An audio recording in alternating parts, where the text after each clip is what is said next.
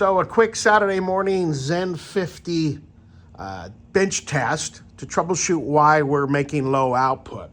So the number one reason that a Schenker Watermaker is making low output is right here. This is the inside of your feed pump head.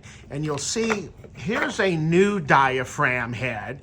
And you see how these little guides, they're on the tips of the diaphragm cups. There's the diaphragm cups.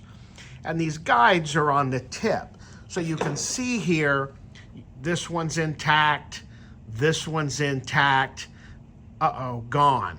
So when we pop this off, you'll be able to see why that causes such drama. So let's just pop this little diaphragm piece off. Oh, and there's the diaphragm that ripped loose and stayed in there. So this little diaphragm has a hole in it. So you have the other diaphragms working to generate the pressure.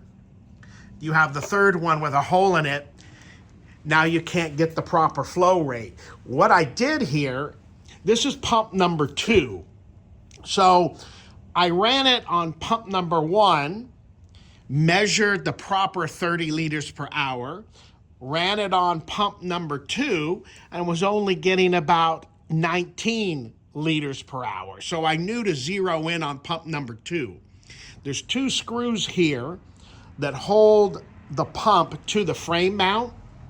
So I just was able to undo, this is the actual pump head with the plumbing. Kind of sits like this inside the frame.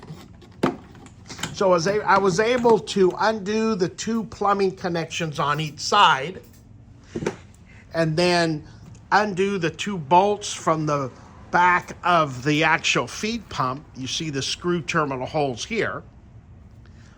Then I was able to just gently, a little spatial contortion maneuvers, pull the pump out with the wires still connected. So it kind of made for a little less drama because I don't have to cut and remake wires. So I'm going to put the new diaphragm head back into this pump, put it back together, remount it inside the mount, and then the Zen 50 should be making its rated 50 liters an hour again. So there's my Saturday morning. Well, I guess it's turned into afternoon, but at least it got me out of paperwork.